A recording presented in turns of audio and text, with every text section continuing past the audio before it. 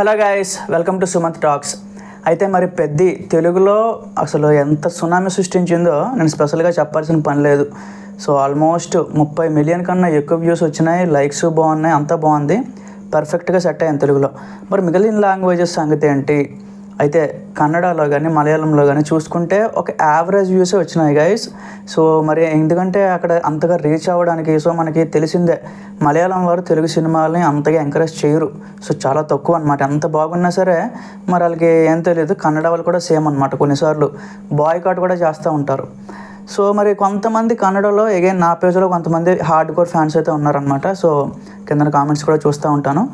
Again కన్నడలో కూడా cinema release అయిన తర్వాత ఇంకేమైనా మౌత్ ఆఫ్ టాక్ ఏందో మాడుతుందో ఏంటో చూడాలి. బట్ యాజ్ ఆఫ్ నవ్ అయితే గ్లిమ్స్కి పర్వాలేదు, ఒక యావరేజ్ టాక్ అయితే వచ్చింది, అక్కడ రీచ్ అవ్వలేదు ఫస్ట్ థింగ్. మరి హిందీలో మెయిన్ మార్కెట్ ఆల్మోస్ట్ 8 రాష్ట్రాలకి లింక్ అయి ఉన్న హిందీ లాంగ్వేజ్లో ఏంటి పరిస్థితి అని చూసుకుంటే ఈ రోజుకి 45 lakh వ్యూస్ అయితే దాటింది గైస్.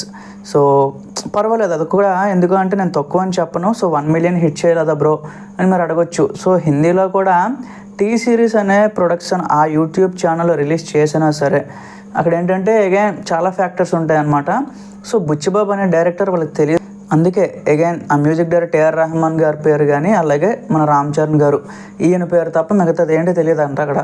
సో అందుకే ఈ వ్యూ అయితే 41 lakhs ఏదైతే వచ్చిందో అది డీసెంట్ వ్యూస్గా అక్కడ క్లిక్ చేసిన ప్రతి ఒక్కరూ చరణ్ గారి ఫేస్ చూసే, ఈవెన్ ఆ టైటిల్ ఏంటో కూడా అర్థం తెలియకపోవచ్చేమో వాళ్ళకి.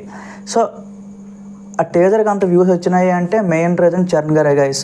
సో ఆయనే పుల్ ఆఫ్ చేసుకుంటూ వచ్చారు. హిందీలో ఆయన వ్యూస్ రావడం కూడా చాలా, నాకు అడిగితే చాలా ఎక్కువ. సో మ్యాక్సిమం వస్తే 15 లక్షల వ్యూస్, 20 లక్షలు అక్కడితో ఆగిపోతూ ఉంటుంది.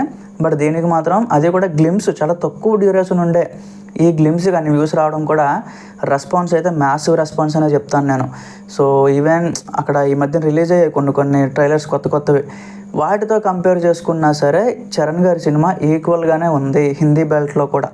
సో ఇది ఒక పాజిటివ్ సైన్ గైస్. కరెక్ట్గా ప్రమోషన్స్ కానీ ట్రైలర్ కట్ సాంగ్స్ అన్నీ ప్లాన్ చేస్తే హిందీలో కూడా ఓపెనింగ్స్ అయితే ఎదిరిపోయే అవకాశం అయితే ఉన్నాయన్నమాట.